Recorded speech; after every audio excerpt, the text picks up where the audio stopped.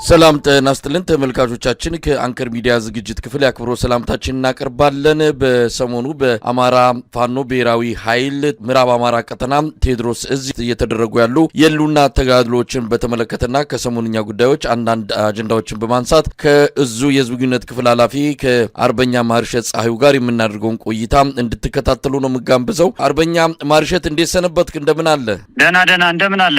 ሰላም ነው ሆይ መሳይ? ማርሸት እንግዲህ ሰሞኑን በበርካታ ወደ ውጊያዎች የናንተ የቴዎድሮስ እዝ ብዙ ገድሎችን ድሎችን እንዳስመዘገበ የሚገልጹ መረጃዎችን ሰምተናል። እንደ ዋናዎችን በተለይ ዛሬና ትላንት ያሉትን እንደው ባጭሩ ብታስቃኘን። አመሰግናለሁ መሳይ። እንግዲህ ቴዎድሮስ እዝ ለተከታታይ ወራት የመልሶ ማደራጀት እንቅስቃሴ ላይ ነበርና በተሳካ ሁኔታ የመልሶ ማደራጀቱን ካጠናቀቀ በኋላ በታቀደና በተጠና መንገድ የማጥቃት መከላከል እንቅስቃሴ ውስጥ ነው ተመልሶ የገባው። በዚህም እንግዲህ ከሰሞኑ ያልተቋረጡ አውደ ውጊያዎች ሁለትም ሶስትም ቦታ እየተደረጉ ነው የሰነበቱት። በሶስት አውደ ግንባር በአረመኔው አገዛዝ ሰራዊት ላይ ከባድ ሰዋዊና ቁሳዊ ኪሳራ ያደረስንበት አውደ ውጊያ አለ። በዚህም እንግዲህ በ201ኛ ኮር የ74ኛ ክፍለ ጦር የተወሰኑ ከሻለቆች የተውጣጡ አሃዶች ወደ ደብረ ወርቅ ከተማ ዘልቀው በመግባት 30 ደቂቃ እንኳን ሳይመክት ጠላት ከተማው ሙሉ በሙሉ በመቆጣጠር ከ100 በላይ የፖለቲካ እስረኞችን በማስፈታት ከ50 በላይ የጠላት ኃይል በመደምሰስ 27 የነፍስ ወከፍ መሳሪያ በመማረክ 1500 ተተኳሽና በርካታ ካዘናናት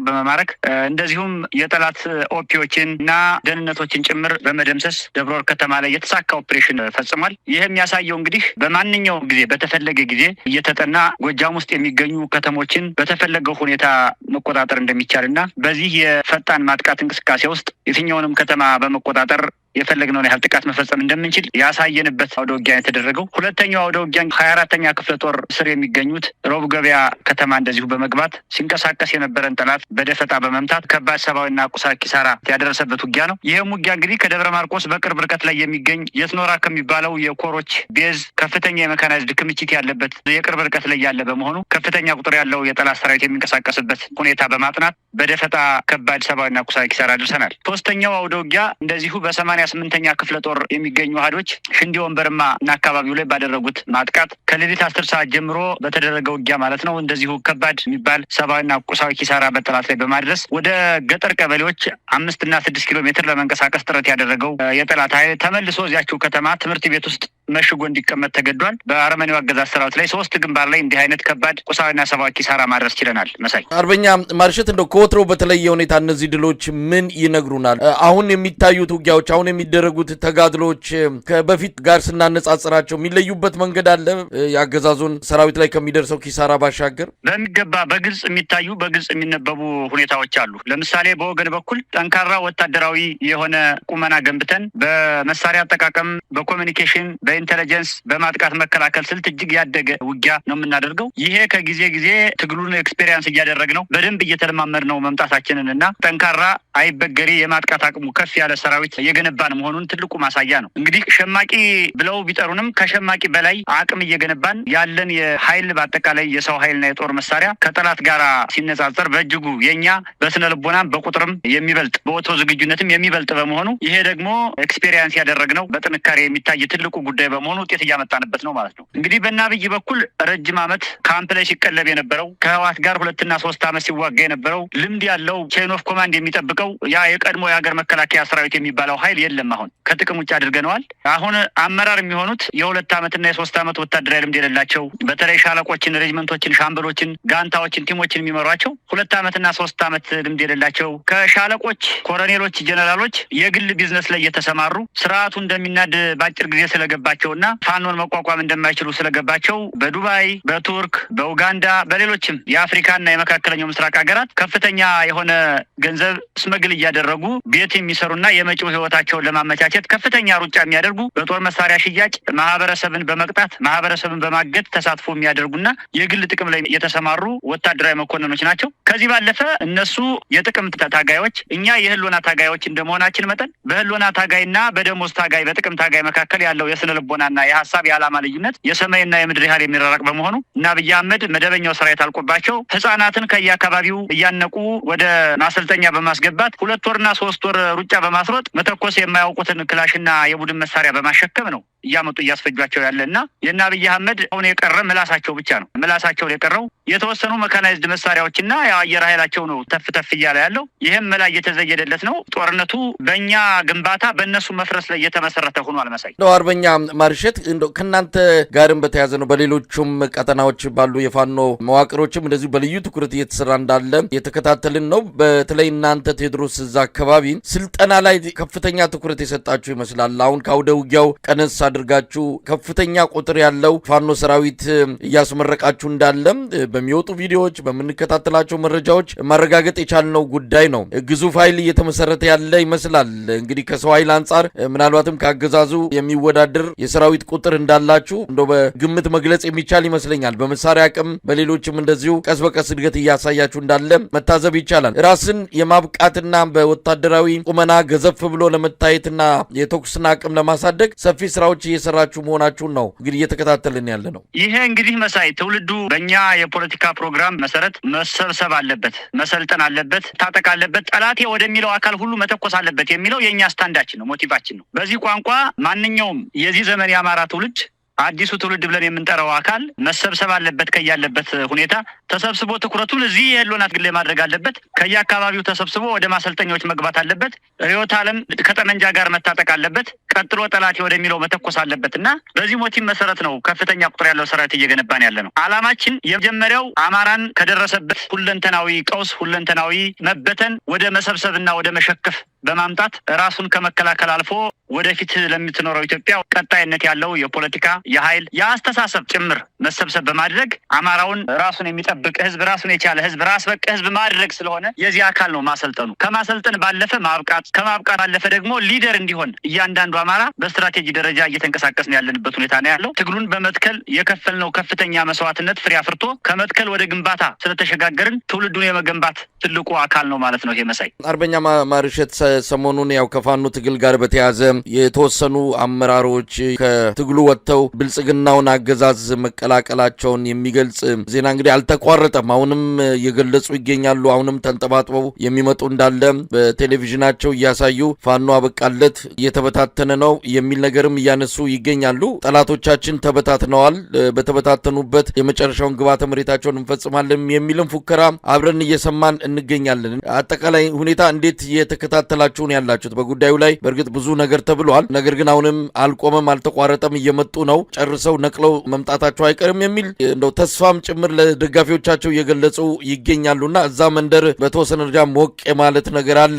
ፋኖ አበቃለት በሚል የሚያስጎመጅ ዜና ለደጋፊዎቻቸው እየገለጹ ይገኛሉና ይህንን እንዴት ታዩታላችሁ? ይሄ እንግዲህ ትግሉ የቆመበትን ምሰሶ ካለመረዳት የሚመጣ የፕሮፓጋንዳ ነው። ወይም ቢረዱትም አውቀውት እንዳላየ እንዳላወቀ ለማየት ለማለፍ የሚጠቀሙት ዘዴ እንጂ ትግሉ የቆመበት ፒላር ሌላ ነው፣ ፈጽሞ ሌላ ነው። በየዘመኑ አማራ የደረሰበት የስልጣኔ ውድመት፣ አማራ የደረሰበት የርስት መወረር፣ አማራ የደረሰበት የታሪክ ክህደት፣ ሁለንተናዊ የህልውና ቀውስ ውስጥ የገባባቸው ኤሌመንቶች ዘርዝረን የአብይ አህመድ መንግስት ከመጣ ጊዜ ጀምሮ በካውንተር ሪቮሉሽን አማራውን ማንቃትና በማደራጀት በመሰብሰብ አብይን በመገርሰስ ከአብይ ቀጥሎ አማራውንም ኢትዮጵያንም ህልው ለማድረግ ሰላም ለማድረግ የጀመርነው አብዮት ቀስ በቀስ እያደገ ነው ወደ ጠመንጃ ትግል የተሸጋገረውና እነዚህ አሁን በግለሰብ ደረጃ እጅ እየሰጡ ፕሮፓጋንዳ ለመስራት የሚሞክሩ ግለሰቦች መጀመሪያም ትግሉን ለመትከል በምናደርገው እንቅስቃሴ ውስጥ ትግሉን አናስተክልም፣ መሬት ላይ አናስተክልም በማለት ከኛ ጋር ከፍተኛ የኃይል ፍልሚያ፣ የፖለቲካ ፍልሚያ፣ የድል ሽሚያ ውስጥ ሲሽቀዳደሙ የከረሙ ግለሰቦች እንደነበሩ እኛም እናውቀዋለን። መገለጫቸው የሚሆነው ከዚያ በኋላ በትግል ተከላ ሂደት ውስጥ እኛ አሸንፈናቸው ትግሉን መሬት ላይ በራሱ ህዝብ፣ በራሱ ሪሶርስ፣ በራሱ መልክዓ ምድር፣ በራሱ ሊደርሽፕ ከተከልነው በኋላ እንግዲህ በትግሉ ውስጥ ተቀላቅለው ውሃና ዘይት ሆነው ለመቀጠል ፍላጎት ሲያሳዩ ነበረ። ከአደረጃጀታችንም መንጥረን እንዳወጣናቸውና በተለይ አብዛኞቹ እዚህ ጎጃም አካባቢ ስለነበሩና እኛም ጭምር መጀመሪያ እንንቀሳቀስበት የነበረው ቀጠና ላይ ስለነበሩ ከዚያ በኃይል መንጥረን ካባረርናቸው በኋላ ወደ ሌላ ቀጠና በመንቀሳቀስ አየር ላይ ተንሳፈው የነበሩ ግለሰቦችና ስርዓታዊ ተልእኮን አንግበው የነበሩ በመሆናቸው ትግሉን እኛ ስንተክል እነሱ ለመንቀል ጥረት ሲያደርጉ የከረሙ በመሆናቸው በዚህ መካከል የነበረ ፉክክር ነበርና ከዚያ በኋላ ትግሉ ከመትከል ወደ ግንባታ ሲሸጋገር መቀመጫ ስላጡና ሚሽናቸውን ስላጠናቀቁ ያው ብልጽግና በምታውቀው አኳኋን ተቀብሏቸዋል። በዚያ መንገድ ግን እነሱ ማምለጫ የሆናቸው ዘንድ ወይም ራሳቸውን ታጋይ ያስመስለው ይገልጹ ዘንድ በውሸት ድርድር በሚባል መሸፈኛ ቋንቋ ታጅበው ነው ወደ አዲስ አበባ የገቡትና ይሄ ፈጽሞ ፋኖ ትግል የጀመረበትን አንድ ባለማወቅ ባለመረዳት፣ ሁለተኛ የአማራው አብዮት የተጀመረበትን ዋና ኮዝ ፕሪቴክስትና ኢሚዲየት ኮዝ ካለመገንዘብ የመጣ፣ ሶስተኛ ደግሞ የማን ሚና ምን ነበረ ትናንትና ዛሬስ ምንድነው የማን ሚና የሚለውን በጥልቀት ካለመገንዘብ የመጣ ሐሰተኛ ፕሮፓጋንዳን መሰረት በማድረግ ሐሰተኛና አዲስ ትርክት በማዋለድ የህዝባችንን ዕዳ ለማራዘም የሚደረግ መፍጨርጨር ነው ብለን የምንገልጸው። መሳይ ትርክቱ አሁንም በተለያየ መልኩ እየተገለጸ ይገኛል። የምስራቅ እዝ ዋና አዛዥ የሆኑት ጀነራል ማመር ተሰማም ሰሞኑን ምዕራብ ጎጃም አካባቢ በተደረገ ህዝባዊ ስብሰባ ላይ ይሄ ባዳና ባንዳ የሚል ነገር አንስተዋል። ሁልጊዜ የምንለው ነው። ባዳና ባንዳ የሚል አንድ ቃል አብይ አህመድ ተናገረ። እስከ ታች ቀበሌ ድረስ አመራሩም የሚሊሻ ኃላፊውም ሁሉም እንደ ፋሽን እንደ ፈሊጥ እየተከተለው ባዳና ባንዳ ሲል ነው የሚውለው። እሳቸውም ይህንን አንስተዋል። ፋኖ፣ ግብጽ፣ ወያኔና ሻቢያ ተባብረው እየመጡብን ነው የሚል ነገር አንስተዋል። የፋኖን ትግል በሻቢያ ከጀርባ የሚደገፍ በወያኔ የሚደገፍ በግብጽ ሁሉ የሚደገፍ አድርገው ለመግለጽ የሄዱበት ርቀት ነው። ይህንን እንግዲህ የሚነግሩት ለአማራ ህዝብ ነው። የሉና ትግል ውስጥ የገባ የሉና ጥያቄ አለኝ ብሎ ይህንን ትግል ከጀርባ ሆኖ እየደገፈ ያለ ይሄ ትግል በህዝብ ባይደገፍ ኖሮ እንኳን አይደለም 3ኛ ዓመት 3 ቀን መቆየት የማይችል ነበረ። ምን ያህል የህዝብ ድጋፍ እንዳለው ማሳያ ትግሉ ከጊዜ ወደ ጊዜ እያደገ መምጣቱ አንድ ማስረጃ ሊሆናቸው በተገባ ነበር። ነገር ግን ለዚህ ህዝብ ነው እንግዲህ ይህንን ትግል በግብጽና በሻቢያ የሚደገፍ በህዋት የሚጠመዘዝ አድርገው እየገለጹ ያሉትና አሁንም ገቡ የተባሉት የፋኖ መሪዎች ነን ብለው የሚገልጹ ሰዎችም እንደዚሁ ይህንን ጉዳይ ነው በደንብ አራግበው ያዳረሱት። በዋናነትም ከትግሉ የወጡበት ምክንያትን ሲገልጹም ከአማራ ጠላት ጋር አንተባበርም አብረን አንሰራም ብለን ነው የሚል ነገር ነው ያነሱት። እስቲ ምንድነው እዚህ ላይ ማለት የሚቻለው አርበኛ ማርሸት? እንግዲህ እኛ ወደ ጠመንጃ እንቅስቃሴ ከመግባታችን ከ2 ዓመት ተኩል ገደማ በፊት ኢትዮጵያ ውስጥ ያለው የፖለቲካ አስተላለፍ፣ ኢትዮጵያ ውስጥ ያለው የትርክት አስተላለፍ፣ ኢትዮጵያ ውስጥ ያለው የኃይል አስተላለፍ፣ አጠቃላይ ኢትዮጵያ ውስጥ ያለው የፖለቲካ ማዕቀፍ ዋር ኦፍ ኦል ኤጌንስት አማራ ነበረ። ወይም ሁሉም ኃይል ሁሉም ጦርነት ወደ አማራ ነበረ። ሁሉም አፈሙዝ ወደ አማራ የዞረ ጸረ አማራ ነበረ።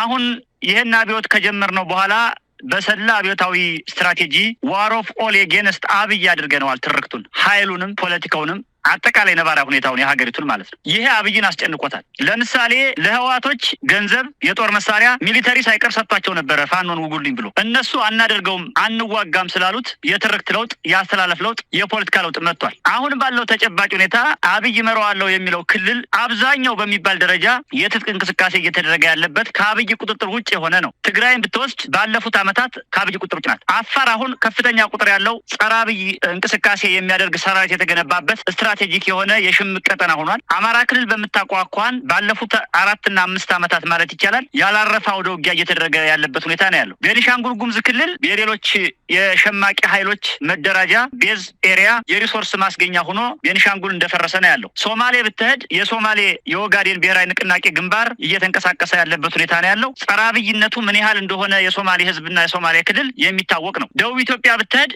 በምታቋቋን ያለውን የጸረ አብይ የገሃድና የህቡ እንቅስቃሴ ትረዳዋለህ። ኦሮሚያ ብትሄድ አሁን ከኦላ ቀጥሎ ወይም በራሱ የተደራጀው ወይም የአብይ አህመድ ግፍ ያንገሸገሸው የህልውና አደጋ ውስጥ የገባው አማራ በየአካባቢው ተደራጅቶ ኦሮሚያ በሚባለው ክልል ውስጥ በርካታ ክፍለ ጦሮችንና ኮሮችን መስርቶ ከፍተኛ የሆነ ወታደራዊ እንቅስቃሴ እያደረገ ነው ያለው። ስለዚህ በአንድ በኩል አብይ አህመድ ክልል የሚባለውን መዋቅር አብዛኛውን 70 እና 80% በማይቆጣጠርበት አሁናዊ ሁኔታ፣ በሌላ በኩል አማራን መሀል አድርጌ በትርክት በኃይል በፖለቲካ በመገርሰስ በማሸነፍ አማራውን በማስከበብ መሀል አድርጌ ቀጥቅጬ ትጥቅ አልባ አድርጌ እንደፈለገ ዘውሯለሁ የሚለውን ዋር ኦፍ ኦል ኤጌንስት አማራ የሚለውን የአብይን ስትራቴጂ እኛ ቀልብሰን ዋር ኦፍ ኦል ኤጌንስት አብይ በማድረጋችን ኢትዮጵያ ውስጥና ምስራቅ አፍሪካ ውስጥ በዚህ ህልውናው እያከተመ እንደመጣ ስለገባው አንድ ግለሰብ አማካኝነት እንደገና መልሶ ደግሞ ፋኖን ለመወንጀል፣ ፋኖን አይደለም አማራን ለመወንጀል፣ አማራን ብቻ አይደለም አሁን ያለውን ፋኖ የፈጠረውን ወይም የፋኖ የጠመንጃ እንቅስቃሴ የፈጠረውን የህልውና ትግል ለመወንጀል የሄደበት ርቀት እጅግ በጣም አሳዛኝ ቢሆንም እኛ ግን ዝንብ ያረፈችብን ያህል ሳይሰማን አሁንም የኢትዮጵያን የፖለቲካ ኢንቫይሮንመንት፣ የኢትዮጵያን የኃይል አስተላለፍ፣